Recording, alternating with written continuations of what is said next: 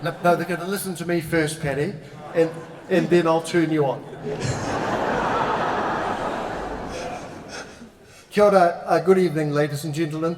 My name is Peter Biggs, and I'm delighted to welcome you here, both the audience in the auditorium tonight and the live stream audience, on behalf of Vision for Wellington. So I've welcomed you, and I do that with great appreciation and a warm heart, and I also now would like to invite Liz Mellish and Matthew Jennings of Te Aotearoa to welcome us on behalf of Mana Whenua.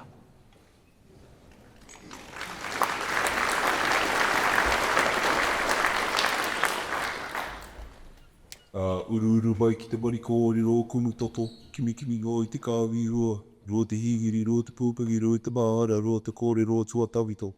Pūtaki I runga, pūtaki I raro, pūtaki I rapautanga, ki te waia ki te amarama. Puritia kia u, kia pau, kia tīna, kia wēna, kia toka te kura. Nau mai taku kura ka haere tāua, te kuri nuku, te kuri rangi, te kuri I te pautu āroa o te wari kōrero. Kimi o I te kāwi rua, huri te pō ki te paiao ki te ao mārama, e roa wakaria ki runga, hai turuturu o si waka maupua kia tīnā. Ui e, tāi ki.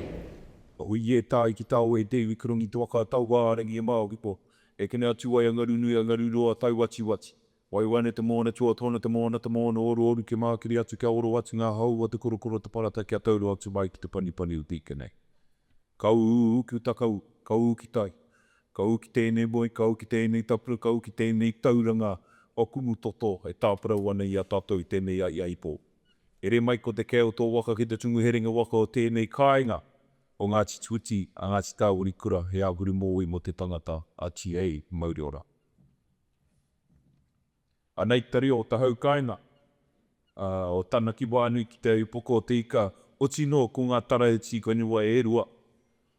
Oka māno atu nei kia koutou, ki atu nei kia koutou, tau mai, oka tau mai. Tāo warau tia mai ki mana ki tango ngā mātua tupuna o roto nei tēnei kāinga. I mana ki te tangate o rāteo wā kamana ki toru I a tatu I tēnei wā. Nori I te iwi, kia tau mai. A tēnā no tātou. My name is Matthew Jennings and it is my esteemed pleasure on behalf of Mana Whenua and indeed to Au Whenua Trust, the Wellington Teats and the Palmerston North Māori Reserves to formally welcome you here to our whare and to celebrate the occasion to share in the development of our vision for our city. Oeno, tatou mā. Before we do so, I would just like to take the opportunity to welcome tētai o tātou nei, pautoko mana o tātou nei whare tapu o te tana ki wānui ki tūpoko o tika, to welcome one of our distinguished leaders from our iwi, and also the chairperson of the Palmerston North Māori Reserves, the wonderful Liz Mellish, to share some thoughts about tonight's kaupapa. Kia ora, Matthew. Thank you so much. Well, and appreciate the clap. But I know a lot of you, and I know that this is exciting that we can come together and we can explore visions for Wellington, that we can listen carefully to what people actually want, and to go away feeling that you've been heard. And for us as mana whenua, it's our responsibility because, of course, we have the mana of the land. And so it's important that we're here to support the kaupapa of Vision for Wellington. I'm not going to go on. I could tell you the history of the site, why it's shaped like it is, and why we influenced with Michael Fowler in his days as the Mayor of Wellington, but also as an architect. So I hang to you, Peter Biggs.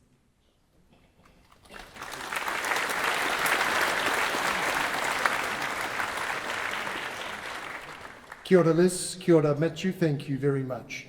Ladies and gentlemen, it's wonderful to see you here, and this is the first in a series of events organised by Vision for Wellington to explore and stimulate a citywide conversation about what Wellington needs to do to transform positively into a flourishing city all its residents can enjoy and be proud of.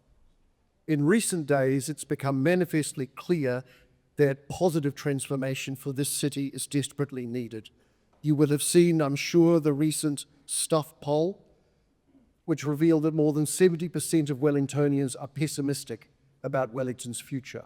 Then there was the recent Curia poll, which showed that only 27% of Wellingtonians think the city is heading in the right direction, and 50% of Wellingtonians are actively dissatisfied with how the council makes its decisions.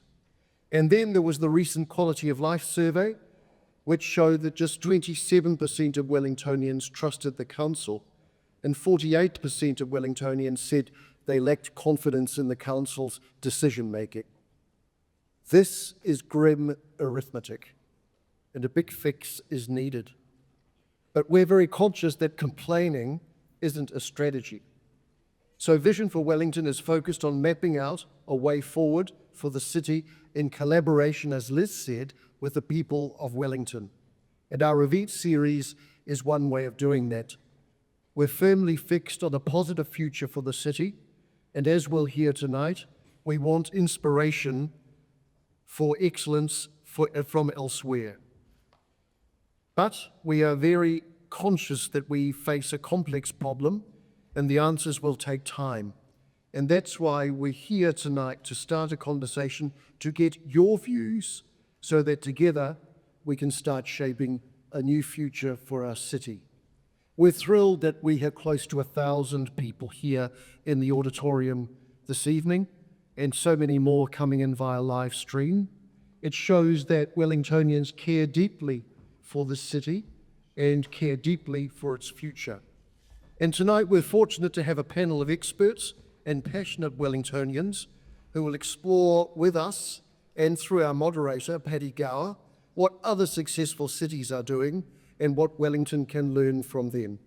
So the conversation will take about an hour, and then we'll break for questions from the audience, both in the hall and via live stream. And there'll be people with microphones circling. And then afterwards, there's a cash bar outside this auditorium where the conversation can continue.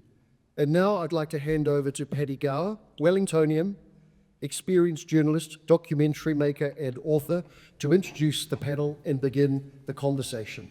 Over to you, Paddy. Thank you.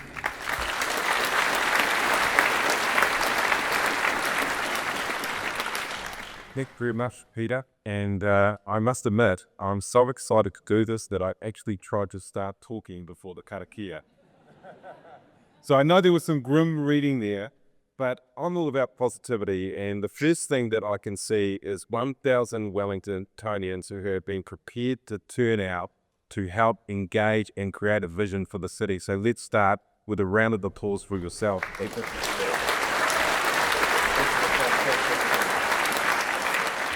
Now, let me introduce this amazing panel, and I'll start in the middle, actually, with Emma Proctor, very exciting individual, works for Pickpock, which is part of the thriving gaming industry here in Wellington. She's lived around the world, Barcelona, London, Melbourne, even that place that we don't like to mention, Auckland, too much, but she is a proud, lifelong Wellingtonian. She has big ideas on how to make us a creative and tech-forward city. Emma Proctor is very excited to be here. Give her a round of applause, please.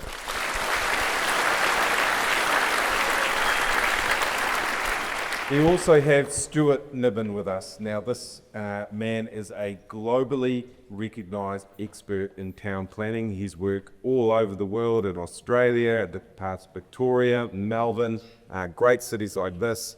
And he was also Wellington City Council's first urban designer. He is responsible, Stuart Niven is responsible for some of the beauty that we have around our waterfront. When you walk and see people and have a good time there every day, a lot of this comes back to Stuart. Give him a round of applause.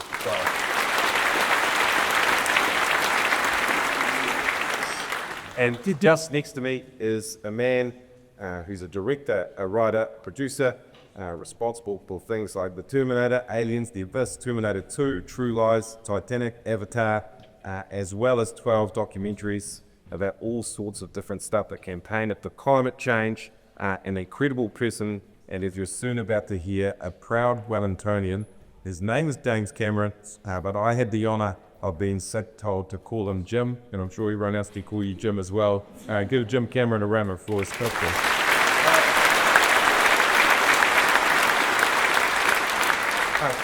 And we'll start with each of you. We've got a group of proud and positive Wellingtonians out in the audience. We've got some proud and positive Wellingtonians here. Perhaps if I could start with you, Jim. Give us a bit of your backstory with this city. We know your backstory in Hollywood. We know your backstory with global success. But give us your backstory with this city. Yeah. Just to chime in with you, I mean, looking out at this sea of faces, I feel that Vision for Wellington is already a success in a sense, because you see that we've got a great launching pad, and you know the dialogue will continue beyond tonight. It's meant to be a series of these forums. So you know, once again, I think we're off to a great start. Now I know probably most of you are here because you're angry, so please don't throw any tomatoes, rotten fruit.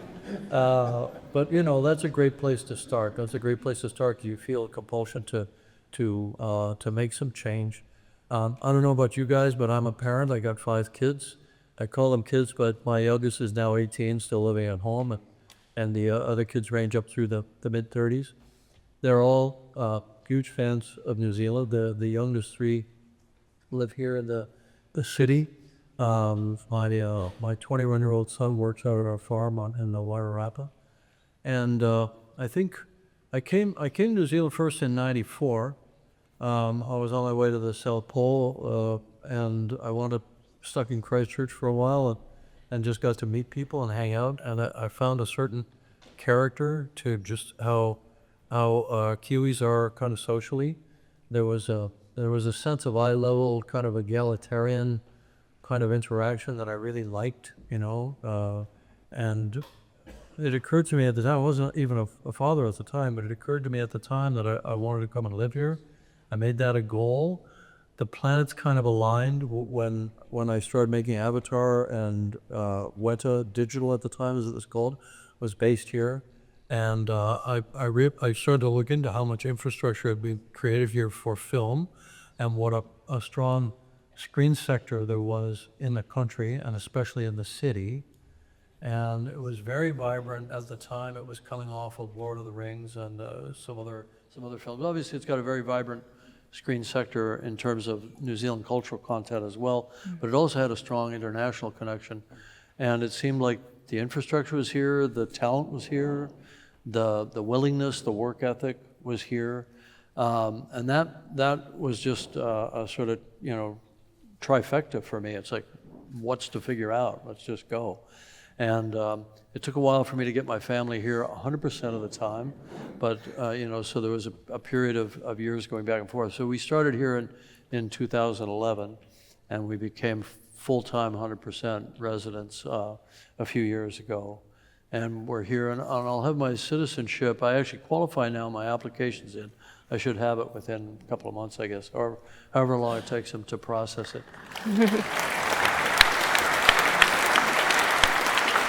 Thank you. What are some of the things you'd like about living in the city, Jim? Well, yeah, it's like, well, why? You know, why? I mean, I could live anywhere in the world. I've got a lot of filmmaker friends. Love to live in Paris or Montreal or Vancouver and so on. You know, it's an international, it's a global business. There's just something about this city that I think, first of all, the weather's character building, and no, but you feel hardy. You know, you feel alive here, right? I mean, I was saying to Paddy earlier that I live in Roseneath, and I drive to Miramar every day, and I go along Evans Bay, and I look and I see, it doesn't matter if it's raining horizontally, you know, and the north wind is just blasting the spray across the road and across the walk path. I mean, people are out there, they're athletic, they're leaning into life, you know, and I really appreciate that spirit of the city. I really appreciate the scale. To me, it's the absolute perfect size for a city. You have all the amenities you need. You have all the culture. You have all the restaurants. The whole, you know, the scene around fine cuisine, culture, art, you know, a world-class museum. But at the same time, I can't walk around the streets on the waterfront or in the CBD or wherever and not bump into people I know. So it doesn't have that big city kind of anonymity, you know, and we live with so much of that feeling small in a large world that I think on the internet it empowers us to be total buttholes, frankly, right? You know, that sense that, well, what I say doesn't really matter, you know, and I'm not confronting people head on. I mean, I love the fact that here you actually have relationships with people and with the city, and you feel like you're a part of something, you know? And I wanted that for my kids. You know, I lived in Malibu, in Los Angeles, and it's very materialistic, it's very status conscious, it's very, you know, hierarchical, there's a real class structure in a sense, and I don't see that here as much. You know, when I walk down the street in Wellington and I see somebody coming toward me that I believe has recognized who I am, but I don't know them, you know, I get one of two reactions as they walk by. It's sort of, hey. It's like a little nod of respect, and they go about their business. Or my favorite is, hey, Jim. Never met the person, but, you know, it makes you feel like you're part of the town, you know, like you're okay, you're in, you know, you belong. You've been accepted, and the thing that I really respect, I think about, it's not just a Wellingtonian consciousness, but I feel it very strongly here. It's countrywide to some extent, is that you have to earn respect. You're not automatically granted respect because of things you've done, you know, the whole tall poppy thing, or how much money you have. You know, you have to earn it, and I try to earn it every day with my film crew, with the people I work with. You know, we might have, all told, by the end of the day, maybe 1,200 people work on an Avatar movie across all the trades and the set construction and design and the VFX and everything from, you know, computer coders to carpenters, you know. And I try to learn everybody's name. I don't succeed, but I try. And there's a real feeling like, you know, we're all in it together, and, you know, I'm not some kind of Hollywood royalty. I don't want to be that, and my kids don't want that. And we just feel like we fit here, and we've been accepted here. And that's important. Yeah, give them a round of applause. Yeah. Yes, you're well and truly accepted here, and I think, you know, there's been a lot of positive talk about Wellington to try and overcome some of the negativity, but I've never heard anything as good as leaning into the wind athletically. Yeah, it's a great way of describing just getting a battering, yeah, which is good. You know, some people here, a lot of people know about gaming, you know, we see our kids gaming. We don't know a lot about what goes behind it, and I'm sure that a lot of people here won't know about some of the opportunities that you think that gaming can provide the city. You know the city well, you're a lifelong Wellingtonian. Help unlock for us what gaming is doing now and what it can do. Yeah, sure. Perhaps tell people what pickpock is, in case some people are wondering. It's okay to wonder what pickpock is. Okay. We're a company that's been around for 27 years, hires over 200 people. I'm pretty sure most of my mum's friends think I work at TikTok. It's not TikTok, it's Pickpock.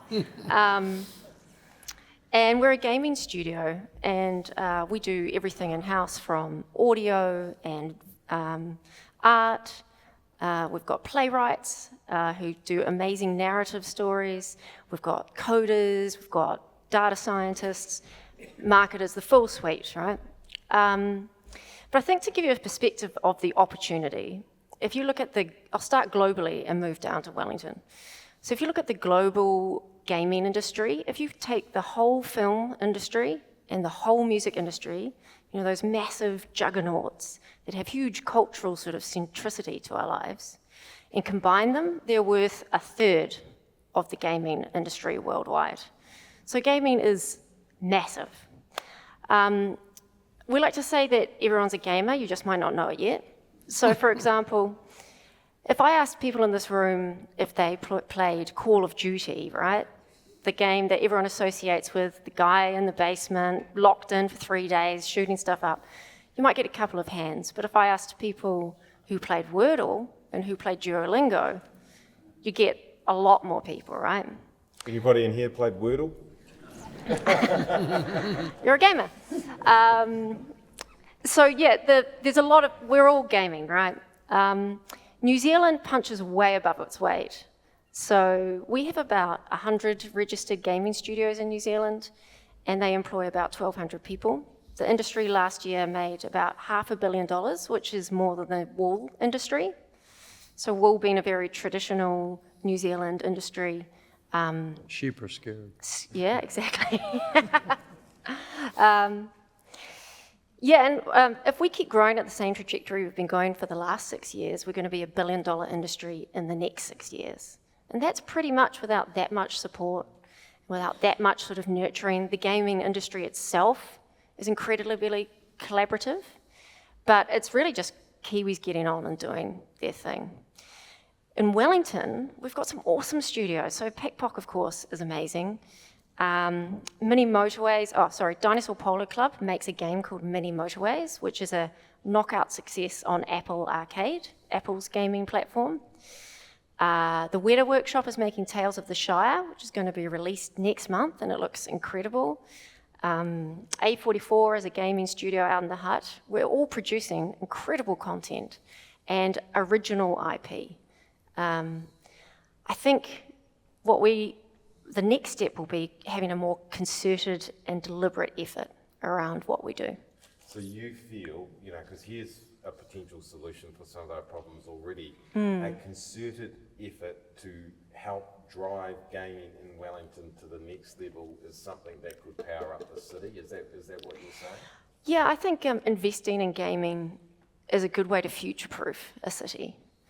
Gaming skill sets, while of course used in the game entertainment industry, are being adopted across lots of different industries right now. So gaming tends to be at the pointy end of creativity, technology, and commerce. So it's a really good thing to get involved in. Okay, that's a really, really good point. Coming to you now, Stuart, and your background in urban design and your background in some of the foundations of the wonderful urban design that we enjoy here in this city all the time. In your expertise, what is it? And Jim alluded to some of it before, the compactness and so on and so forth.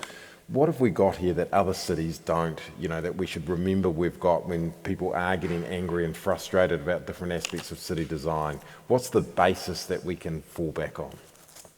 I think a particularly interesting landscape and a concentration, those two things.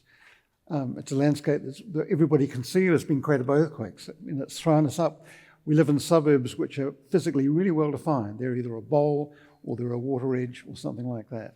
And consequently, there's a really strong association with the place that we live, more so than would be the case if we were a flat surface that went on endlessly. And I think the comment that Jim made about the weather changes our landscape all the time. So we live in a fairly dynamic place, really. Every day is a little bit different in that respect. And that's certainly what brought me back here, because I lived outside the city. I'm a Wellingtonian, I've lived here all my life, but I lived in Australia and in Melbourne for 18 years, and I came back about 6 years ago. And I don't regret coming back. Yeah, and what brought you back? Well, what brought me back was that I decided that, while there are many things I liked about Australia, it wasn't New Zealand. And they didn't really understand us either. I hadn't been long in Melbourne, and I met somebody that I learnt to respect very much later on in my life there, who said to me, New Zealand, he said, I suspect New Zealanders spend a lot of time thinking about Australia. I don't know that Australians spend a lot of time thinking about New Zealand. And I thought, okay, right, understand that. And it's true. I mean, I found quite often that I had opportunities to explain something about New Zealand that completely mystified them. They didn't really, well, for example, our history with our indigenous population is so utterly different from theirs. Mm-hmm. Now, there are reasons for that, because Australia is covered by something like about several hundred different Aboriginal groupings with their own language, and people in the western part of Australia, Aboriginal nations can't understand the language of Aboriginal nation in Victoria, for example. So that's an incredibly complex and difficult entity to deal with from a governance point of view. In New Zealand, I'm not suggesting for a minute it's easy, because clearly it isn't. But there's a very clear relationship between two peoples here, and it's usually focused on that conversation about the treaty, which has been so in front of us in the last year or so. And somehow you can get...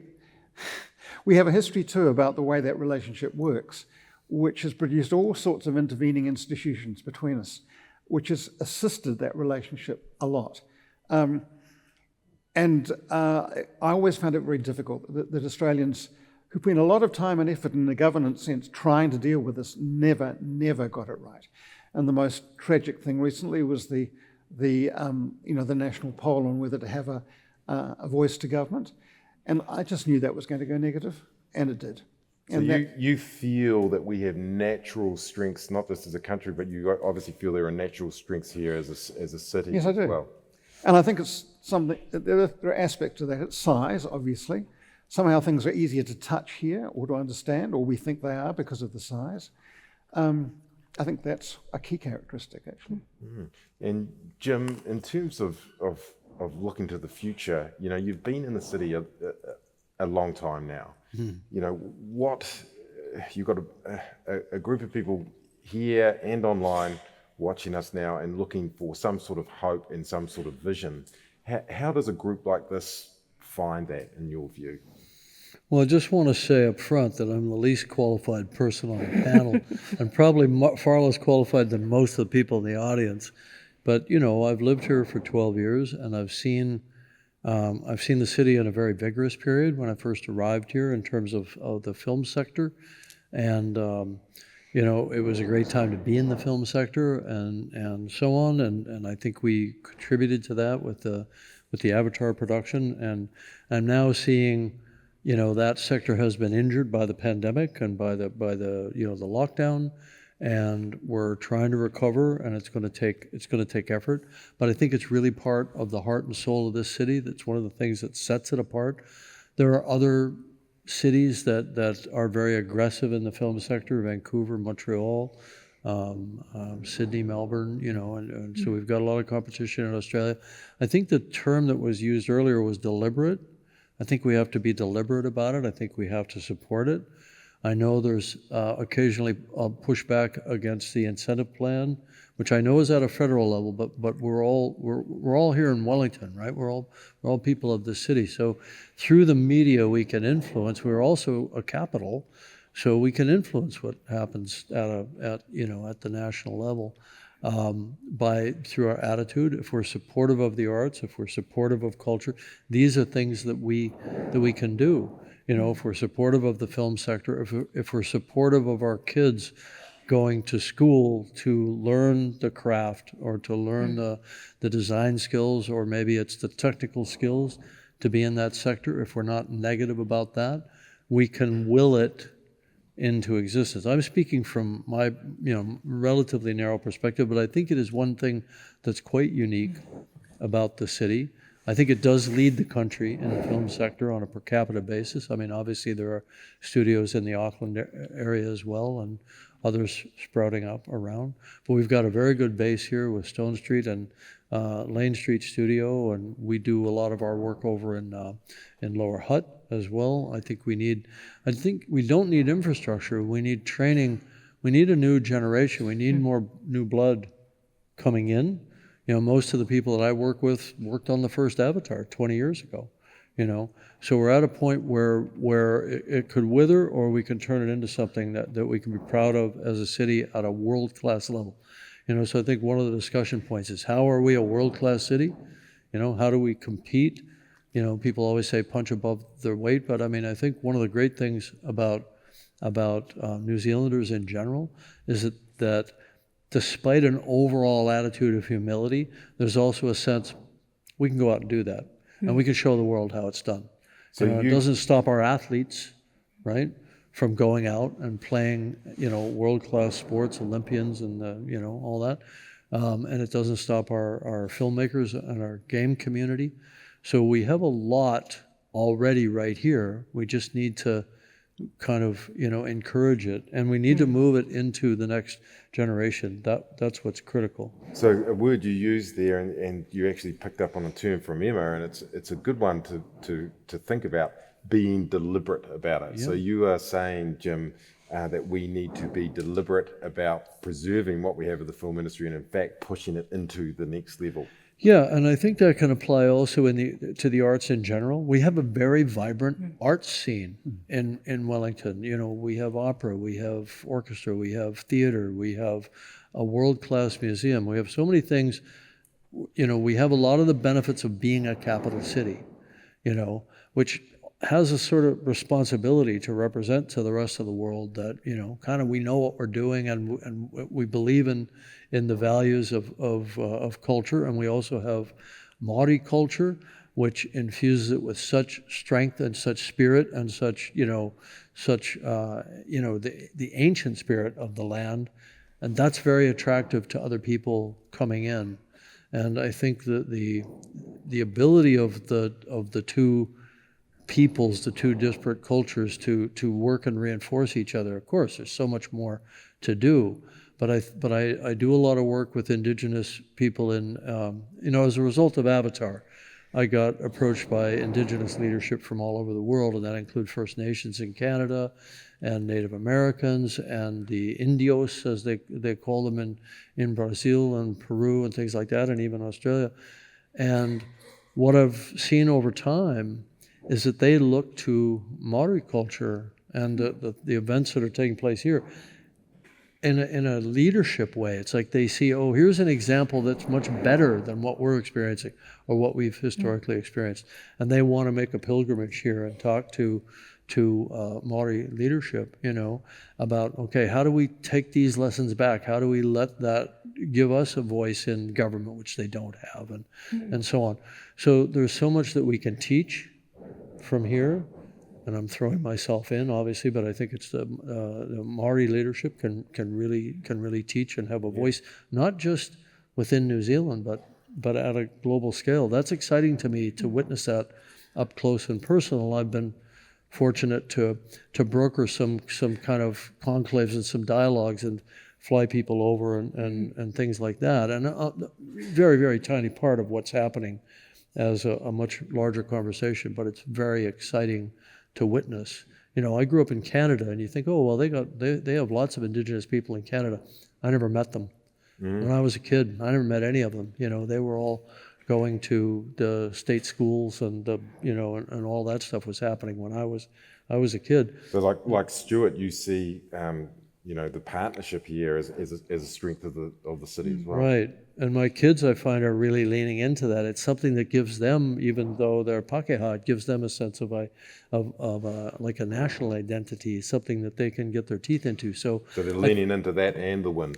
Yeah, that and the wind. It's an Absolutely. in other respects. It's a very small city. But what always amazed me about this place is the amount of choice and opportunity available to you, which far outstrips the size of the city. And I think to some degree that's explained by being a capital. I mean, it attracts a certain kind of person here through government and through being capital, and they have money in their back pockets and they're sponsors of things. So that with that kind of population, choice flourishes. It begins to become, it's the place to put it. And I think that's what happens here. I've always noticed that. I mean, when I went to Melbourne, which is a huge city by comparison, I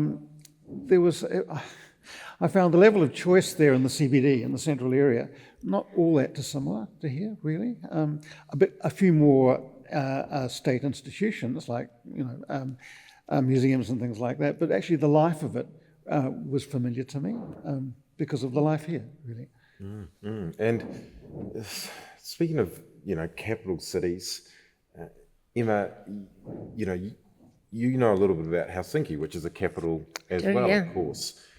Is there anything that we can learn from that? And perhaps there's something about that you want to share with the audience? Yeah, I think the Wellington game scene loves to point to Helsinki because There's a number of similarities between our cities. We're a walkable city surrounded by nature.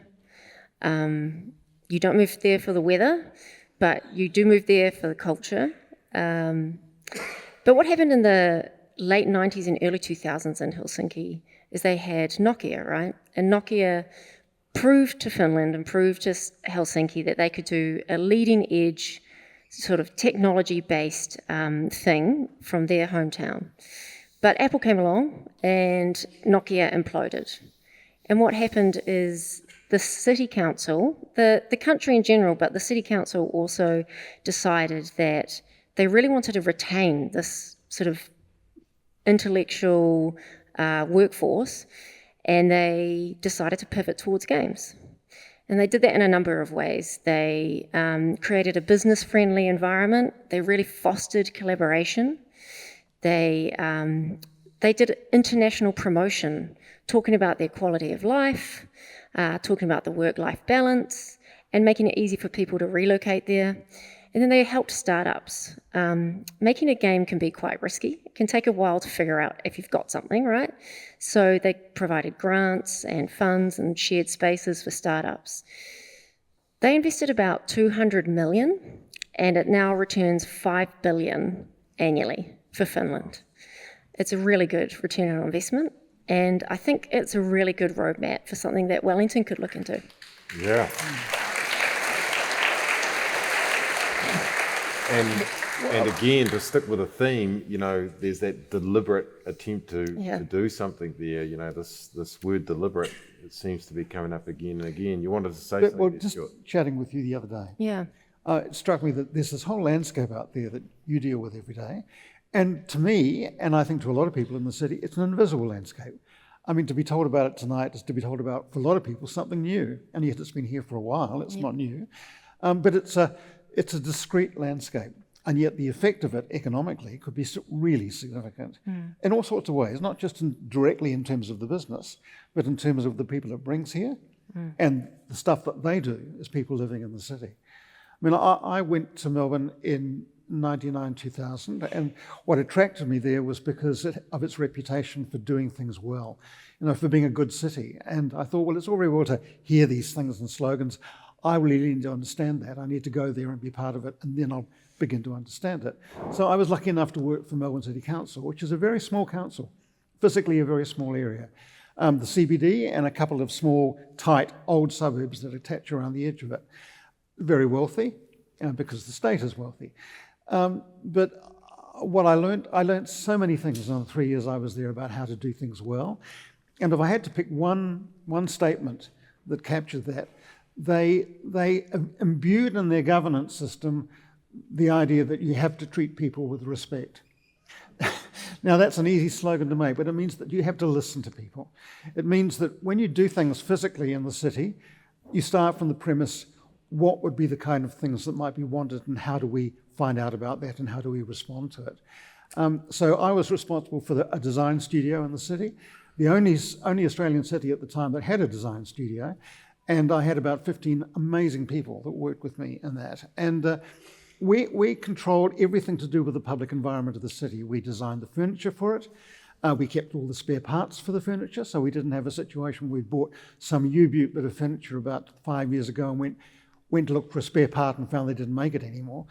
We had all that stuff ready to be replaced. We had a commitment to a design language to do with furniture so that everybody in the city knew that was furniture made for them in that city. The way the city was paved, I mean, there was a principle that said, look, let's not get too complicated visually in the ground plane of our public spaces, because we're surrounded by buildings which have got enough complexity as it is. Let's keep it very neutral, and let's be careful about the way we plant it and the way we offer furniture. And furniture, I don't just mean sort of plonking a thing to sit on every 20 metres. This was furniture designed with an idea about how people relate when they sit down. Are they looking for a space to spread something? Are they going to be waiting for somebody? Are they going to be in a conversation? So we designed seats that would be in groups of 3 and 4 that could swivel. I mean, a pretty simple thing really, but nobody else was offering that. And it once again, it made the gesture that said, we understand you, we've provided something for you that's special to you, and it's up to you now, use it and make sense of it. And I found that attitude all the way through in the way they treated people in the city, in the central city. So that's something that a city can be deliberate about as well, listening to and respecting its citizens. Yeah, it can be, but you realise you have to imbue it in the culture. In other words, it has to be an integral part of the way that the governance organisations of the city think about the city. If it's not, then you don't get respect for people. And everyone in the audience will be wondering how you do that.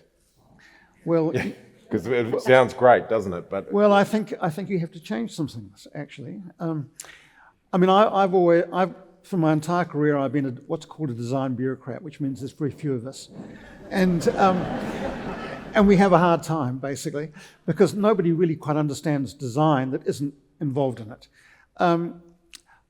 I found that in Melbourne, I didn't have to explain that. The issue was more what could I do with it rather than justify it. I saw the design facility and knowledge in Wellington City Council grow quite quickly. Started, I guess, with me and a couple of other colleagues, and it grew exponentially after I left. I'd have to say that I don't think the effect of that on the city has been very noticeable. I still think that it's difficult to be listened to seriously as a designer if you're not part of that world, or to trust it or to give it opportunities. I was extraordinarily lucky, partly because what I was doing was new to most people, and because it was new, they were interested in it or intrigued, and I was able to take advantage of that to do things. And if I was able to do things that were seen to be successful or involved systems of things that were successful, then I knew that I was onto a good wicket and I get support next time around. And Jim, picking up off that, in terms of a city listening to its people, there's 1,000 of them here tonight, how important is that in your view to, creating a vision and being deliberate about executing that vision, the listening and the respect? I think it's critical to get buy-in from the early days of any project, whatever that might be. And You've done a couple. He's done a couple of projects. Right. So, look, I think that's what this is all about, right? Creating a public forum to get feedback. I think it's going to be something that Wellingtonians are going to want to think about in the next election cycle and so on, right? To make sure that the people that they're choosing are responsive before the fact. You were talking backstage about a big project that you had that was presented for public comment, not at the end when everyone had decided, and it was kind of yay or nay, but along the way, and took input and incorporated that into the design. I think it was your waterfront plan. We've actually we've been here before. Yeah. If you're angry tonight, people in the city have been angry before. Last time I encountered that was 30 years ago to do with the waterfront. We'd already established it, it was there, we were using it, but it began to go wrong. And it was the council-owned company that had the difficult job of trying to make that work. They didn't have any money and there was no investment. So they began to get desperate. First of all, we got two huge buildings on either side of Queen's Wharf that they called sheds. Well, the only resemblance to a shed was the roof. Other than that, they were large commercial buildings and people didn't like that. Then they entertained the idea of a casino, and that was an absolute anathema to what people felt about their public waterfront in Wellington. So the anger got to a point where it could not be ignored. And the mayor at the time, which was Blumsky, did a very brave thing. He put a moratorium on that company, and he offered thinking about what we could do to about 30 people that were drawn from the community in different interest groups. So what you're saying there is that the city can be forced to listen when people get angry enough. Well, you've got to give them a vehicle. You've got to give them a tangible vehicle of expression. In other words, it can't just be anger because everybody gets very, very worn down and tired of that. There has to be some structural vehicle that allows people to contribute in a positive way that moves things forward. Yeah, this is great, and are deliberate about it. And Emma, what would you like to see the city's leadership, the city's bureaucracy, what would you like to see, how would you like to see them react to Wellingtonians like yourself as a lifelong Wellingtonian? I think Well, listening to everyone, obviously, and listening to the people and what they think is important. Recognising the success stories. I think we've already got a lot of the pieces of the puzzle here in Wellington. We've got this amazing natural environment. We've got pockets of innovation. We've got an international reputation in film. I think it's really about packaging it up together in a way where we tell a good story. And I think, gaming, technology, film is a really easy, compelling story to deliver. Yeah, so tell that story in a more deliberate way. And Jim, in terms of, coming back to your experience in running big projects, and this is about vision for Wellington. You're someone who has a vision, you are deliberate about it, you execute your vision. When you're here, you've got a vision like this, the city is starting to build something, we want to get out of this hole that we're in through being positive. How do we go to those next steps of executing big ideas and big change? Because that's something you're an expert at. Yeah, well, what I've learned over the years is that you can have a vision, so-called vision, as a director or whatever, but it's about the people that you surround yourself with, and it's about listening to them and letting them be a part of it. We're asking them, to be a part of it. And the more people pay into something with their energy and their thought, the more meaningful it is to everyone, and the better it should be. I've found that my job very early on in the game, 40-some years ago, was I drew everything out and I wrote everything and I just told everybody what to do. It's almost the exact opposite now. I lead by consensus and I really listen to people, and I think that's the leadership that we should seek. That's the leadership we should elect, and I think all of us are empowered to be part of that, or should be empowered. And I think we just as citizens should feel empowered. I mean, we all have to live here. We all have to get along. Everybody's needs are all slightly different, but I find that New Zealanders in general are very collaborative. Because they tend to not sort out hierarchically. We were talking about this backstage. I see so many creative systems, in film or television or in, computer science and so on, that are very hierarchical. But the best collaboration is when people feel at eye level to each other, and everybody's familiar with the tall poppy concept. And I think, once again, you earn respect by being respectful to others. So the thing you were talking about, the respect is already there. It's innate in the culture. How do we imbue that into the system, where people are listened to? And once again, I like where you went with it, but you didn't say exactly what you told me backstage, which was that you had a milestone at the sort of 50% mark, where you actually opened it to public discussion, and then again at the end. And I think you said you had 300 members of the public come in on that mid-review, and then 500 come in at the final review. And it seems to me that that's a structure that's healthy. So this was about reconceptualizing the waterfront. I mean, one of the things that caused the anger and the criticism was that people didn't know what they were going to get. They were having to take on faith that they were going to get things that they liked, and that proved not to be the case. So we understood that a new concept plan for the waterfront, or rethinking of it, had to have a lot more detail. Not because we would do exactly that, but because it gave people a much more tangible feel about what they were going to get. So we thought I was responsible and lucky enough to put together a design team that was sourced from Wellington, because this is a creative city and you can always find the people here. And we knew that the last thing we should do was to go away into a black box, work for 8 weeks, which is what the time we'd allocated for it, and then suddenly at the end of it, pop out of the box and say, hey, look at this, isn't this wonderful? Because we knew that wasn't going to be successful. So we decided we'd put 3 weeks into the work till we knew where we were going and knew what the key ideas were, and we'd stop and we'd spend a week thinking about how to communicate that to an audience. And we thought that we could best do that by taking them on 7 walks, because Wellingtonians were already familiar with the waterfront. They walked it every day.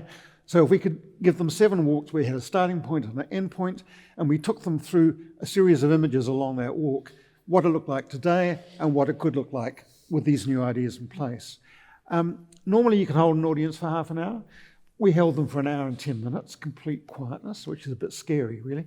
And then we stopped, and somebody in the audience clapped. And then everybody clapped. And it wasn't that everybody agreed with what they'd heard, it was just that there was a change in positive energy. It had gone from anger to a willingness to clap. And that was a huge change. It meant that what we talked to them about had resonated, had meant something. The second thing was that it gave us confidence to go on. And it also meant that our promise to them was that in the end of the next 4 weeks, we'd come out and we'd do the same conversation with them about what we'd come up with. And that wasn't the end of the story, that was the beginning of the discussion. So being... I just want to throw one thing. I'm going to go way out on a limb here and guess that process wasn't used for the bike lanes on Kent Terrace.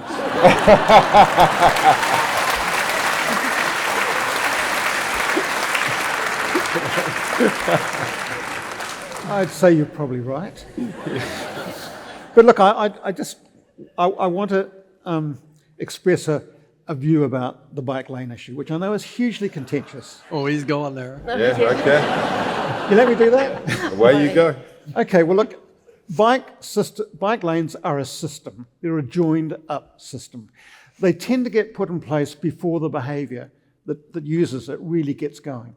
Now, I know this is a city where most people don't like biking uphill, and you get that everywhere, but you have to put a system that's joined up in place first, otherwise it doesn't work. You get no thanks for that, because you disrupt a lot of stuff while you're putting that in place. It doesn't mean it's going to stay like that forever. It could be modified and made more gentle eventually, but you've got to start and you've got to put the system in place. And so I have some sympathy for the people that are advancing this, because they're on a hiding to nowhere, really. First of all, they can't demonstrate that there's real biking behaviour in the city, enough for that system to justify, because that comes after you put the system in place. And they've got to make a joined up system, otherwise it doesn't work. So I have some sympathy for their issue.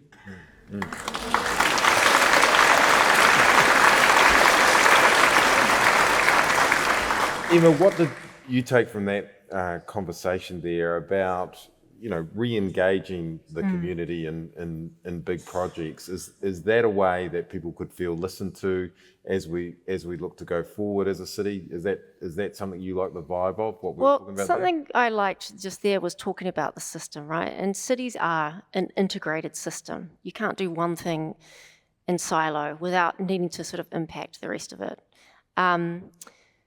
We've got a talent pool shortage in New Zealand. In fact, globally, gaming skill sets are in high demand. So we recently got a rebate, the gaming rebate, which is awesome, but it's essentially just brought us up to global standards. Prior to that, all our senior staff a lot of the senior staff were going over to Australia or working remotely. We've started to develop university courses. Massey's got an awesome one. I recently went down to the Canterbury Digital Screen Campus, and it is shockingly impressive, like amazing. Facilities that mean that industry and academia are going to be collaborating there. There's an area in gaming that we get a lot of passionate kids come through. It's called a passion industry, right? A lot of ideas, a lot of people that want to make games. But it sometimes means we miss the business acumen side. I think there's a real opportunity for Wellington maybe to look at filling that need. That's something that would be in hot demand. But, once we've trained the kids, we need to be able to put them in jobs. Mm-hmm. And there are more people who want to get into games than there are jobs available. That's for sure.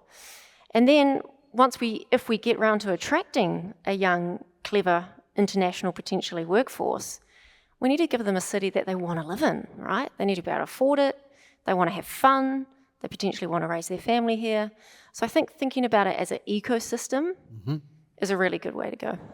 Yeah, and let's stay with that, because do you feel, this is good. Yeah, these are good ideas. These are really good ideas, and let's stay with that idea of an ecosystem.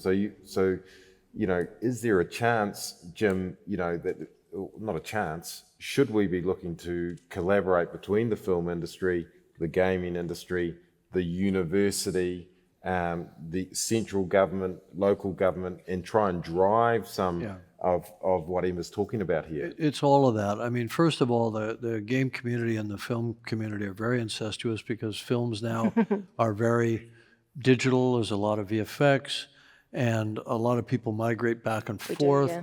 If you train people in animation, writing code, developing Audio. apps and so on, they don't often need to know where they're going to land. They may wind up in gaming for a while and move into VFX or vice versa. So having an educational ecosystem that supports that, government support at the national level is critical. You have to look at it from a perspective of what can a city do? How much can a city that's also a capital city, the wants and needs and how the media responds, how can that influence decisions that the national government make? I know that the uptick in the rebate was very critical for us initially coming here to work in Wellington, and we brought in keys, but we made jobs for 1,500 people, I think, just with a single project. Now it's a very long-lived project, and it's a franchise that's going to hopefully continue into the future. But I think that's all an interrelated ecosystem, and we've got AI now, and a lot of people who are working remotely, and so it goes back to that principle of making it a fun city, making it a fair city, making it a city where people feel involved and invigorated, and have a nightlife and have a cultural life. It's not just about training our own from within. It's also about attracting talent from overseas. And I think it's about, as an attitude, being receptive to that. Because if we're not receptive to, smart people coming in from overseas, from wherever, if that's, Canada, the US, France, Asia, wherever it is, that's what invigorates, what invigorates the arts and the exchange of ideas. So we have to be receptive to that, and we have to nurture it. And I think, the universities, I don't know if I hope there are educators here, but it's about an attitude toward the types of careers that kids can have, and an attitude towards STEM, especially, science, technology, engineering, all that sort of thing. And unfortunately, in the sort of TikTok generation, not the pickpocket generation, they think they're all going to be stars and sports stars, That's and right, podcast stars and all that. But fostering that genuine curiosity and interest and passion for engineering and science is critical, because that leads into the kind of jobs that they imagine that they might want later. But they got to sort of do the math and put in the hard yards. It also changes the consumer expectations. The kids who were brought up on Minecraft single-handedly taught a whole generation of kids the fundamentals of engineering and coding, right? Exactly. They're all moving into adulthood now. So the way they expect to interact with products and services, and the way they expect to interact with their local government or their friends or whatever it might be, is dramatically shifting. And that's why, investing in sort of those game skill sets is going to be so important. It's happening whether we like it or not. And the people that do it soon and do it now are the ones that are going to be providing all that stuff for the future. Yeah, and there's a real opportunity for us here, this ecosystem, and to use Jim's metaphor, what we've been talking about here, we just need to lean in to some of our strengths, like people lean into the wind along by Miramar there, is all that we need to do. Okay, so time now for some questions from the audience. We have some microphones roaming around. I can't see them, but does anyone have a pressing question for our panel? Julianne Gent is here with a question. Hi, Julianne. Hi. Kia ora koutou. My name's Julianne Genter. I'm the MP for Rongotai here in Wellington. Thank you so much to the panel. Really appreciated all of your insights. I have a two-part question. You've sort of touched on it, but I wanted to ask each of the panelists, how important is it, if at all, for your sectors and for the vibrancy of the city that we have more quality, affordable housing within the city, with good access to walking, the ability to use bikes, e-bikes and e-scooters, and public transport? And if so, are you aware of other cities where they've been able to do those things and get 100% agreement with, and no sort of political controversy in making those things happen? I mean, Helsinki, the Nordic countries have a totally different way of, getting tax. So they've got that social system, I guess. Yeah, I mean, definitely. I don't know what the answers are, but I think being able to afford to live in the city is really important. We know that Wellington is super expensive. Yeah, I do think it's important. I don't know much beyond that because I'm playing video games all the time. You don't have to go anywhere to play video games. Well, I've got a very simple answer, and the answer is yes. Yeah. I mean, this is already a walking city, just by its very nature, by its physical structure, and by our own behaviour, basically. You already heard me on bikes, so you know what I think about that. I think that once again, my point of reference is Melbourne, who has an incredible biking city, but a lot of its cycleways are off-street, so they're essentially safe. We haven't got that luxury. We haven't got enough public space that's not street to allow that to happen. So it's always going to be a contentious issue, and frankly, bikes and streets do not go together well with traffic mixed. They're very dangerous for bikes, particularly. So you need quite a wide cross section, so you can sectionalise the street and prevent, to mitigate that danger. And we haven't got that luxury either. So there are some pretty difficult problems to solve in trying to foster and generate a well-used system where people feel safe enough to use it on a daily basis. Jim, do you have a view on this one? Yeah, I mean, I think you were talking about e-bikes and public transportation and that sort of thing, and affordable housing, and those principles all go together. And from my perspective, I think of filmmaking and gaming and AI and computer science as a lot of entry-level people that are coming out of uni, maybe looking to move to Wellington for an early job in their career, right? That's what invigorates a city. And that's a barrier to entry, right? And they all go together. Maybe you have to live a little farther out of town, and you have to depend on the train, or you have to, something like that. I'm not a civic planner. I don't know what the answers to that are. I mean, if you've got a dense city, you go up, but there's a limit to how fast we can go up, even with modern, engineering and architectural tools here because of seismic. So I think what we see is it's a complex problem. What I know is that Kiwis like hard problems. No, I mean, seriously, there's an attitude of like, oh, all right, let's figure this out. We can do it, And I think that's our collective superpower, that we can figure this out. But I think the most critical thing in all of this is respect.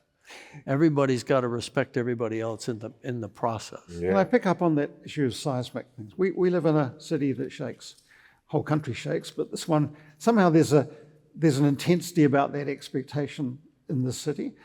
And it's puzzled me because, not puzzled me that we have earthquakes. What's puzzled me is the attitudes, because what we know for certain is that we're going to get earthquakes. And we know that at some point in the future, and nobody can tell you when this will happen, or what it will be like, or what kind of earthquake we'll get. And the fact that we're meant to have one every 100, a big one every 100 years, and we might be year 99 at the moment, does not mean that in the next year we'll have a large earthquake. It still could be 100 years away. So we've allowed ourselves to go down a rabbit hole of risk. In other words, we deal with this by basically embracing arbitrary risk. And we attach a whole lot of controls and protections for us based on that arbitrary assumption about earthquake, not realistic risk. And there's a distinction between those two. So there is an issue of keeping us safe. But if you start looking at the comparative statistics of people that get killed in air crashes and get run over on the road, the issue of getting killed in an earthquake becomes very, very small in terms of risk. Yeah. and yet we've allowed ourselves in this city to become scared stiff of what might happen to us. And consequently, we've been forced down a route where people are expected to pay unbelievably and unconscionable amounts of money to protect us. And it's about time we question that fundamentally. So I want to suggest something to you, if I might. I thought tonight that I might be trapped in the box that's physical design, and I thought you wouldn't thank me if I came up with another U-Butte physical scheme for the city that was going to cost money that we can't afford. So I wanted to really to move towards the other huge asset we have, which is you, people in the city. This is a city of people that turn up to do things. They support the community fairs that happen every year. They gather in thousands on the waterfront on Sunday to run around the bays. We turn up. So I thought, okay, we've got this thing we never talk about. We're kind of scared of this thing that might hit us at some point. Whenever we have an earthquake, everybody's within seconds on their phones telling everybody about the earthquake that they just had and what happened. I thought maybe it's the time to develop an idea that I've been talking about with Joe Bleakley, a friend of mine, for years now, and that is maybe we have a celebration every 2 years which builds over a period of months and ends with a sacrifice to the earthquake god. out on the harbour. In other words, it starts in the suburbs, it starts in the house, because the other thing we know that we're meant to do from civil defence is we're meant to have a survival box and food in each of our houses. And how many people have that? I doubt very many people can actually do that or even keep it up to date. So if we start with the home and the family and the rather boring stuff that you have for survival in the box, and we make a challenge to our incredibly inventive and successful kind of chefs and food entrepreneurs in the city to do something interesting with that. You know, to challenge us to do something interesting with Yeah, baked, that'll be a challenge, all with right. baked beans. Yeah, You know. very good idea. So and it gradually builds over a period of maybe 2 months to us coming from each of our suburbs in a parade to the waterfront and making a sacrifice to the earthquake god. Very, very good. Very good. Very good. Your question down there. Hi, my name is Natalie Albert. I've been living here for 14 years. Thanks for the panel. Very interesting discussion from very interesting perspectives that I don't generally hear. I'm a student at Victoria University. I was a public servant, so I live in a very political policy echo chamber. So I'm really keen to hear from leaders in sectors and industries that I don't ever hear anything about, what your views are on who's better placed to lead some of the responsibilities and some of the ideas you've put forward around being deliberate and uniting people and coming up with ideas. Who is best placed? Is it you two as leaders of your sector and your sectors with your sector colleagues? Is it central government? Is it local government, the mayor and the councils? I appreciate that there's an answer where all of us need to play our part, but particularly from Jim and Emma, I really want to know who you think is best placed to at least lead that conversation. Who is best placed? Who is the best person to do that to get the best outcome? Not necessarily who is there or who should be there, but who is best placed to lead those conversations? Good question, Jim. So yeah, take it away. Well, thanks. I mean, the acoustics aren't so good, so I only got about 1 word in 3. But I think you're saying who specifically should be the person that we look to. Well, I think Who's best placed to lead this? best placed. Yeah. Well, I mean, look, in the film sector, we've historically had the Film Commission and so on, and there's been some effectiveness there in lobbying with national government. I think we have to distinguish between what a city does and what the government does, or what the city government does, and then what the citizens can do to influence that. So you've got multiple opportunities to vote for people that are saying the right things. I'd like to hope that it's not a government person that we look to for leadership in that. We do have Film Commission. I sat on the advisory board that was put together by the Film Commission. I believe that got disbanded because I just stopped getting any notifications after a while. It sort of faded away. I think it'd be a good thing to bring that back. And there probably needs to be some body equivalent to that in other sectors as well. such as yours. Well, we've got, what do you think, Eva? But you know, she's asking for who can help us take deliberate action to get some of these ideas forward. I'm presuming, is it the mayor? Is it the council? I'm not sure about the specific person, but I think we're talking more about the structure, right? The framework through which we think about this. Yeah, and so I think there's a place for I could hear her generalists. better without the mic, by the way. I think there are generalists and people who can join the dots, and I think there are experts. And I think knowing when you refer to the generalist and knowing when you defer to the expert is really important. Pardon? Yeah, I guess, you know, some people are better placed to be more generalist and join the dots. I guess that might be local government, but the experts are the people who work in that industry and can advise around the opportunities, the challenges, the risks.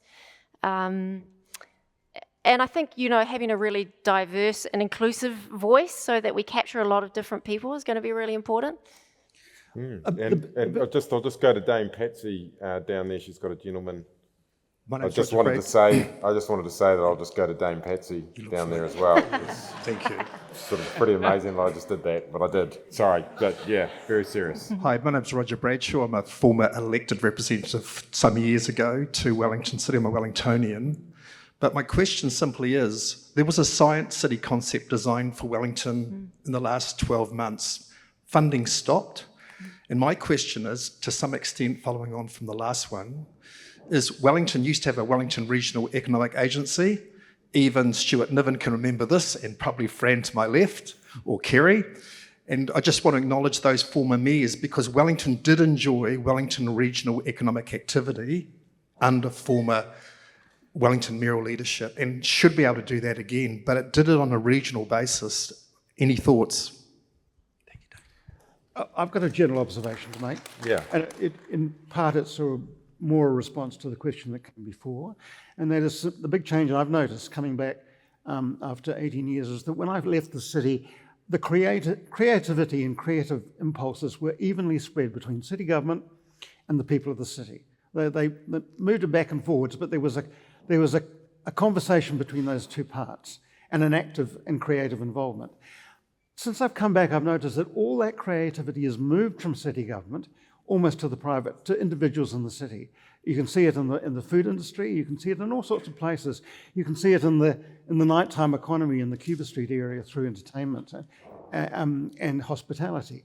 So I wouldn't want to downplay the role of city government, but it's the way that city government sees itself that becomes really important. I've always seen city government as an institution that touches every single part of the city. It's the only institution we've got that actually touches everything. Does it see itself that way? No, it doesn't. So in other words, if a city council could see itself in an entrepreneurial, public entrepreneurial and a creative terms, as important to it as looking after the pipes and cleaning and picking up the waste and everything else, the usual list of things we expect from city councils, I think we'd have a rather different kind of culture of city government, if you see what I mean. I mean, as I said, I was lucky when I worked here because there was a creativity within the council that I could rely on, and I could make appeals to if there were ideas to be pursued. I don't think I could do that here in the circumstances today, which distresses me because city government is so important. Is there anything you guys want to add to that question, or shall I take this? I think I'm too young to remember. Yeah. As Elvis would say, thank you very much. I'm Miguel, 26 years of age, a Wellingtonian and a patriot New Zealander. My question to the panelists are, two legs of question, but nevertheless, I would more than willing to enunciate it. The question are as follows: was for someone who one of you mentioned about migrants, would it be pragmatic to train our people first rather than opening floodgates of immigration, given insufficiencies around, dare I say, housing and what have you? And the second question is, when welcoming migrants, the least we should expect that the prospective migrant should obey our laws and salute our flag as it is for the time being? If not, why not? Well, I think we should start by remembering that we're a country defined by immigration. Got it. It's not them and us, it's all of us. We all have that root. We all have that starting point, whether it's 4 generations ago or yesterday. So I think that the tendency to turn immigration into other is a mistake. We'll take this question. We'll take this question down here. I've already acknowledged this gentleman here. Kia ora, my name is Helen Ritchie and I was a Wellington City Councillor for a very long time and a former Deputy Mayor. I want to pick up a point that Emma has made and it seems to have been skipped over. You said something along the lines that young people have a different way that they expect to interact. We're talking about elections, we're talking about, well, I thought we were, we're talking about democracy. Young people, I'm very puzzled how they interact. They are very, very low voters in city council elections, and perhaps you have a clue for us. Thank you. Yeah. I mean, I wish I was close as young people. Unfortunately, I'm over 40 now. But in regards to voting, I have very little insight. I was really talking about the way they interact with like consumer service and products, how their preferences are going to be changing. All the young people I know, and I work with a lot of them at PICPOC, are awesome and full of ideas and really engaged. They sometimes feel like their voice isn't that well represented, but I don't have much more insight other than gamifying things. That sounds cool. Yeah, Okay. gamify the whole. Here's a question that's come in from stuff, and it's about the because people are online and watching this right now. So this question that's come in through stuff, and here's a question that I'll start with you on, Jim. It's someone who is worried about the CBD. Okay, they don't like coming in. It's far too difficult to get in. It's expensive once they get in there. It feels a little bit dangerous because of the kind of people walking around. They feel ostracized, this person has written in, from their own CBD. Is that something, and I'll start with you, Jim, is that something that we need to address and be deliberate about relatively urgently? Well, look, I think you can have that discussion in any city anywhere in the world. You know, I mean, I walk around the CBD, I don't feel that. But that might just be my perspective. But if people are feeling that, then it needs to be discussed.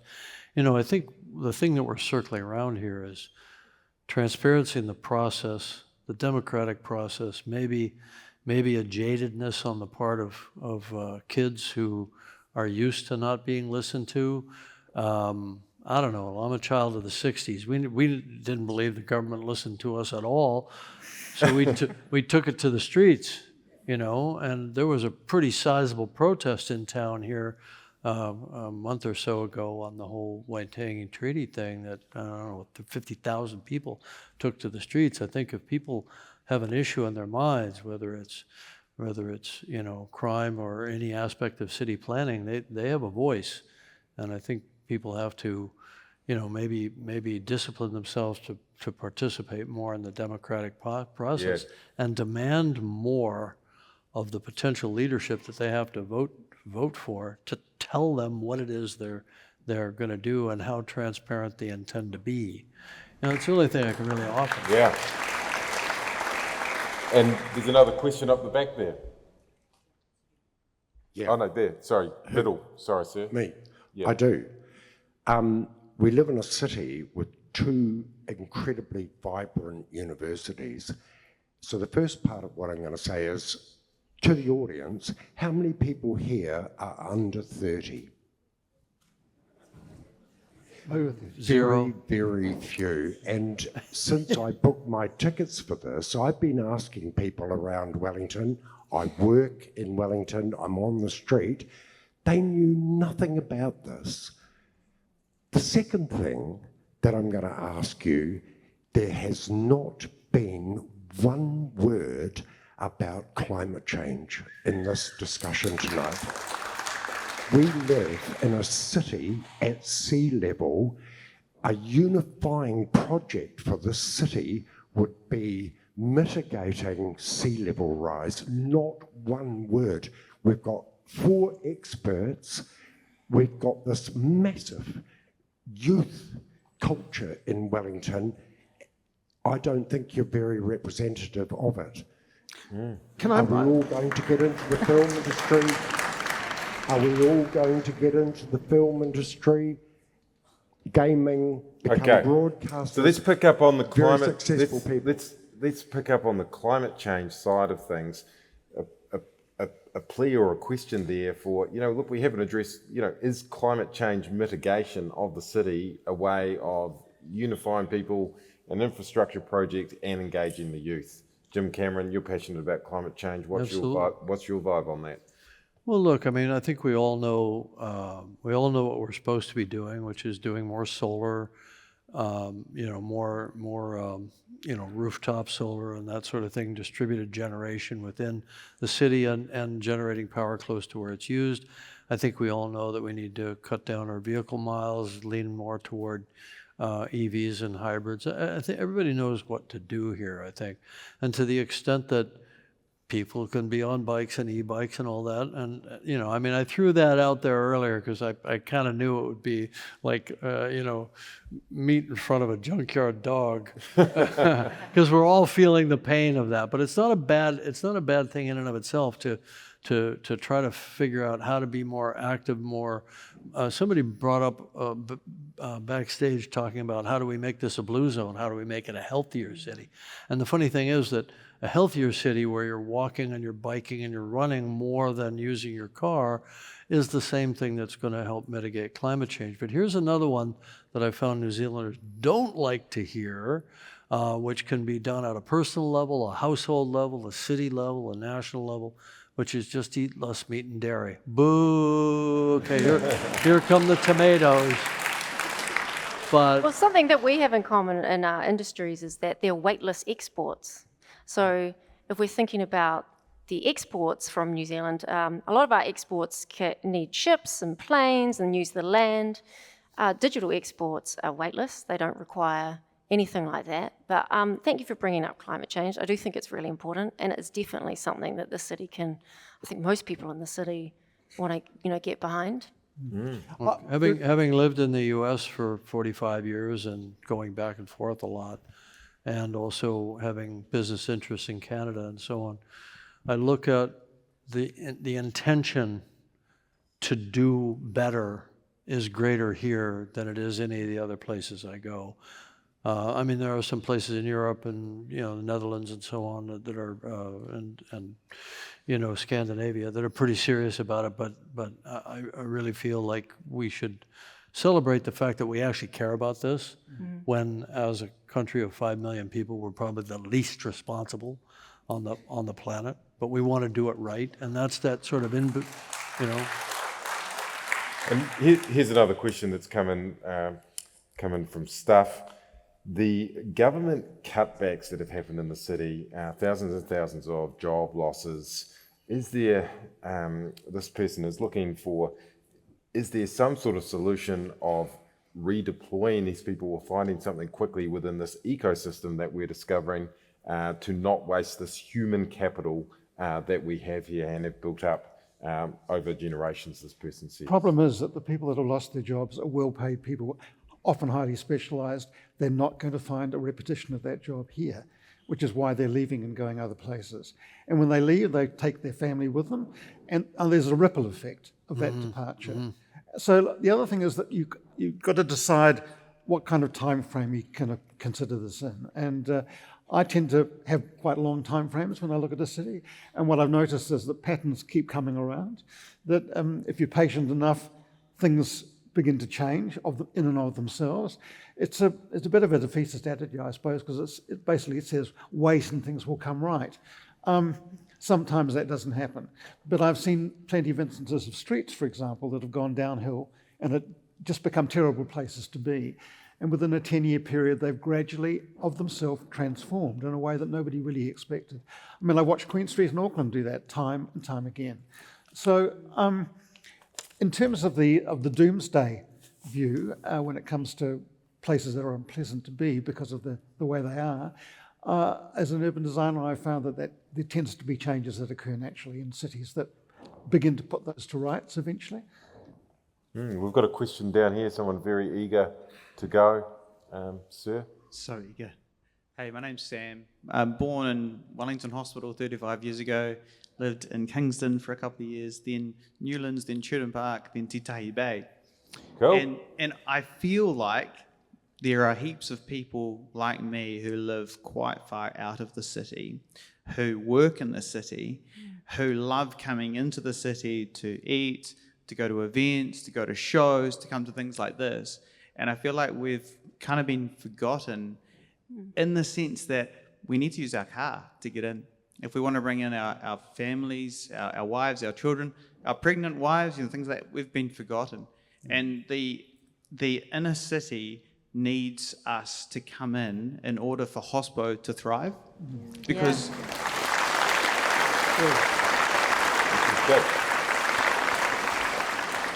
it's a nonsense to think that we have a dense enough population in the inner suburbs and in the inner city to make Wellington thrive. So how can we fix this? Yeah. Any ideas here? Jim, you look keen to answer this. I'm not a civic planner. I mean, you're talking to the wrong guy. I mean, are you talking about parking? It's a nightmare, right? Parking is a nightmare, right? Yeah. Yeah, parking's a nightmare. It's expensive and it's hard. But as you're also talking about the fact that the centre city is vibrant because it can attract all of its population to it at some point and fairly regularly. And for that to happen, the people that are out at the extremities don't have to feel pilloried by getting in a car and driving in, because there's a place to park and it's reasonably accessible. It's very unwelcoming, if you're coming by automobile, and so the question is, are we going to put in high-rise car parks or things like that you would normally do to it? I mean, street parking is a nightmare. Yeah. It's not encouraged. I mean, it is. It's a nightmare. It's something that needs to be addressed. Here's a question that's come in from stuff as well, and it puts the panelists on the spot a little bit. But just this person's asking for just one sentence for the biggest issue facing Wellington. You think the biggest thing that needs vision. This person asked for a one sentence answer. What do you think we're facing, Jim Cameron?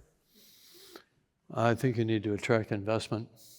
And I think innovation is a great way to do that. Right? This is a good answer. This is a good sentence. Yeah, sure. Mine's shorter. It's the vibe. Vibe. Yeah, the vibe, right. I think one thing that we're great at is that we embrace difference in Wellington. We're not, there's enough Aucklands and Sydneys and Singapores in the world, and I love those polished, slick cities, but that's not us. And I've always loved how we embrace difference, and I think that's something we could really lean into, and it would really help the vibe. Vibe's great. I love vibe. Stuart, a one sentence answer quickly. I think there's one word, and it's confidence. And Confidence. I think that's something we need to rediscover in ourselves again about this place. It's easy to feel angry and to criticise when there's good reason for it, but unless we can turn that into confidence again about ourselves, nothing's going to change. Yeah. We'll take a question down here, but I just want to ask you one thing about that, James Cameron. Regarding investment. Jim. Yes, Jim. Yes, sorry. Yeah, I like that. I'll be able to call her Patsy as well later too. Hopefully, that'll be amazing, and it'll be quite a night. Does central government have a role in helping us out here? Do you know what I mean? So we've got local government issues, but if we want to attract investment, should central government be stepping in and saying Wellington needs a hand to do this as well? What's your view on that, Jim Cameron, in terms of film and gaming? Look, my experience is kind of limited here, but I know how important it was when the key government approved the increase in the incentive plan to attract international investment, because it's an investment strategy. We brought in hundreds of millions of dollars into the local economy. For every dollar that the production received, we brought in 6 or 7, so it vastly exceeded the actual percentage of budget that had to be. And, you know, I try to make this case all the time, but people sometimes think, oh, why are the taxpayers supporting, you know, they think of it like it's a subsidy, but it's not. It's an investment with a very defined, you know, ROI, a defined rate of return that's quite large. And so it is significant. And it could help the city? Absolutely, absolutely. I mean, the central government could get in and help Wellington out of this hole that it's in? When productions come in from outside, they bring cash in and they infuse it directly into the local economy. And in tradespeople, hotels, restaurants, transportation, every sector benefits directly and immediately. Yeah. And Emma, would you back that up as well as something, you know, you could incorporate gaming with this and get central government on board? And Yeah, I mean, I think so, for sure. Like I've said, we've got a really compelling story. I think, you know, they probably know about the pockets. I think it's like we've said, it's a deliberate intention around what we want to do, and really holding up a lot of our success stories. Yeah, now we'll take a question down here. People were asking for someone under 30.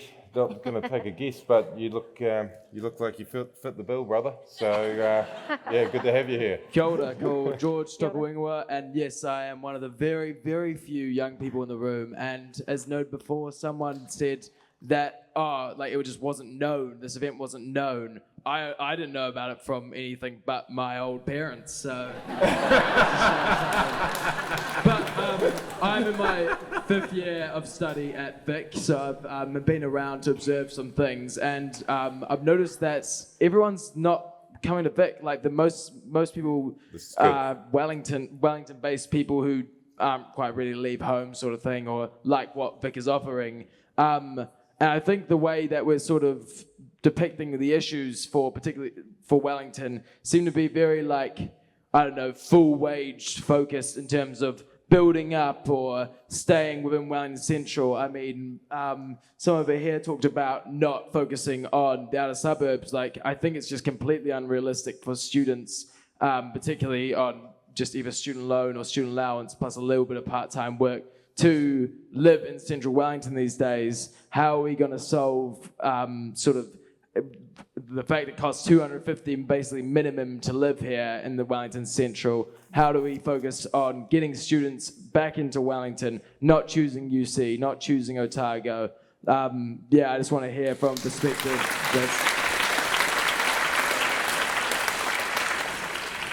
This is a good question, you know, about the university, or there's 2 universities here. We've heard them referred to earlier. You know, what do you guys think? Should they be, as George is saying, is that a way of livening up the city, giving it more vibe? What do you think, Emma? Yeah, I mean, respect. I also went to Vic, great university. I think it's like you've said before, Jim, it's a complex problem, and there's no one short-term way to do it. I think I wish I knew the solution to having a more affordable city. Certainly, I think building a workforce that can attract a lot of revenue, international talent, making sure that we mentor people. Something that Wellington's got that's really cool, and we've kind of touched on it before, is we've got a lot of social capital, right? We're connected, we're not that cliquey, we're all sort of fit in together. We're very likely to have one degree of separation. And I think that's something that it's important that we bring in university students into industry as well and share that. Right. I've been banging on about this for years, about having apprenticeship programs and things like that, so that we can actually get people right out of uni or out of the polytechnic or whatever and put them right into apprenticeship and mentoring programs, because we need people in the film industry. We need people to come in. I'm just talking about my sector because that's what I know, but you know, everything from carpenters to riggers, electricians, you know, grips, laying dolly track. I mean, it's not all about everybody, you know, going to film school to become a director.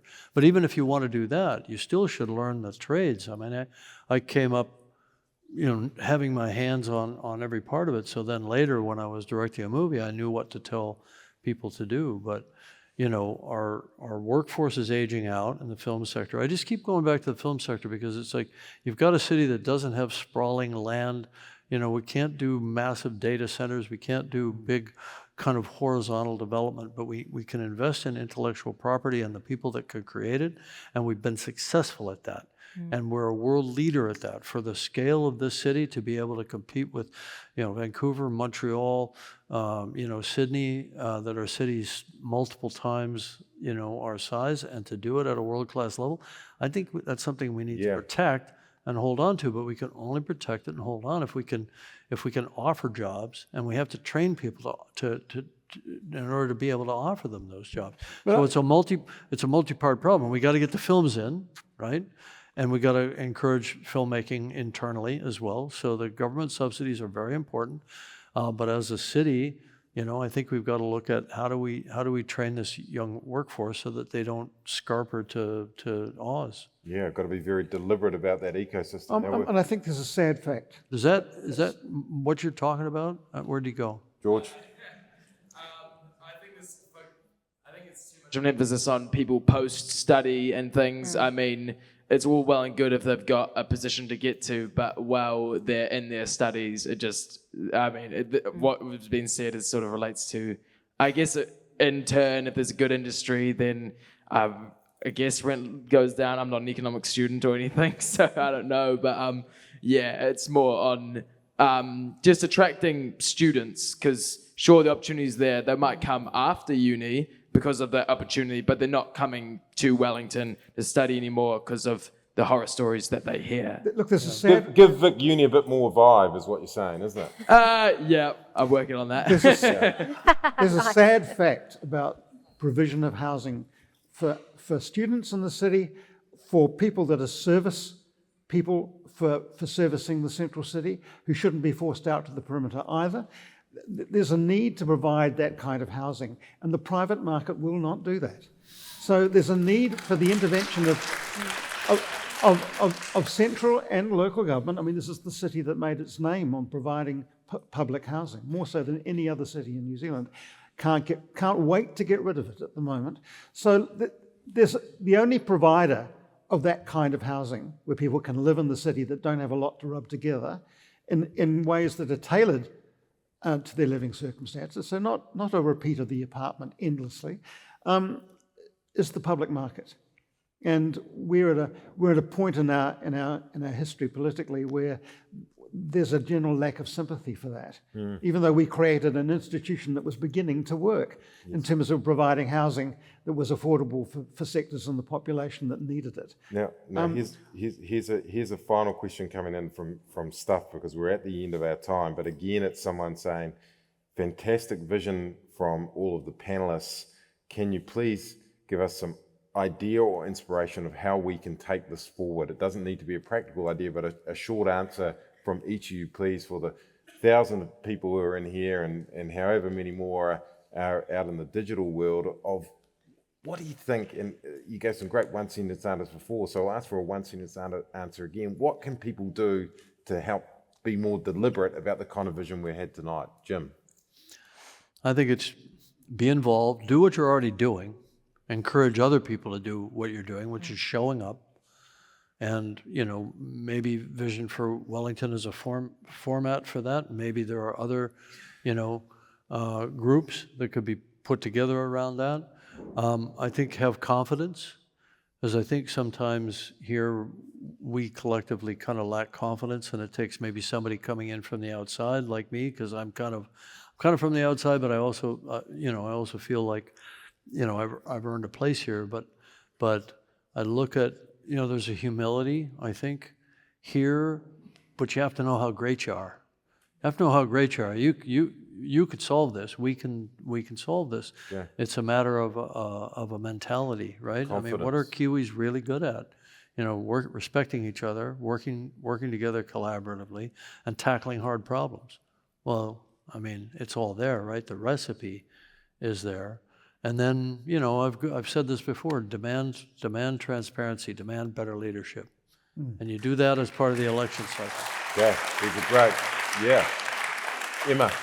Yeah, I mean, I agree. I think collaboration, understanding what our success stories are. I think you could play New Zealand video games. We've got one coming out next in April. Into the Dead, Our Darkest Days. Sounds a bit different to Wordle. But how do we bring it forward? I think the more views we have, usually the better the outcome. And I think this is one platform to do it. It doesn't need to be the only one. But I think robust discussion is what makes a good democracy, right? Brilliant answer. Yeah. Good. I think I'd invite you to stay angry. Okay, well that's yeah. Stay angry and to be involved and demand change. Demand it. Okay. You're right. Yes. Yeah. Thank you.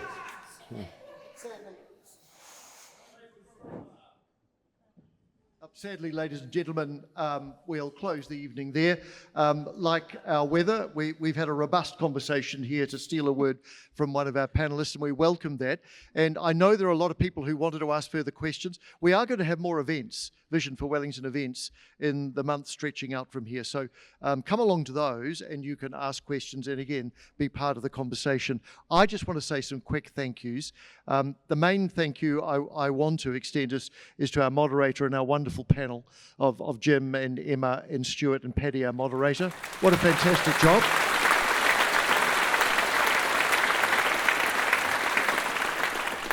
And on your behalf, I took 4 takeaways from here. One is take the good that we have, celebrate it and drive it hard. Secondly, identify and grasp big new opportunities and confidently invest money, energy and resources into making those opportunities happen. Thirdly, seriously listen and be committed to collaboration and co-creation and find ways to make doing all of this constructive and respectful. And lastly, attract successful and smart people who want to invest, live, work and create here, and welcome them. So there are 4 ways forward, thank you, from this conversation and many more, but those to me were the main ones. So thank you to Paddy, thank you to our panel, and thank you to you for your questions, for being here, and for your interest. Some last thank yous to the Stuff team, particularly the live stream team, and for Stuff's support towards making this event tonight happen. To Mana Whenua for their support and gracious welcome. To the venue's Wellington team, who have been fantastic and really helped us get this venue, because we were looking in real trouble with the demand that people had to come here, and the venue's Wellington team were brilliant. And this venue was made available to us really quickly, and they've done really brilliantly. To AV Media for all of the tech and the sound. For a gentleman called Adam Errington, who's a wonderful creator in Wellington, who's done all of the collateral and the imagery and the creative for free. So thank you to Adam. Thank you, yes, he deserves it. To my the organising group, the organising group who worked to put this event on, Dame Patsy Reddy, though Paddy now calls her Patsy, which is good, Luke Pearson and the wonderful Kerry Verburn. To the wider Vision for Wellington group, they're a great group of people. They're committed to making this city thrive and taking it forward. And it's a do-it-yourself group, so they've been ushering, they've been welcoming people at the doors and doing microphone duty. So thank you so much.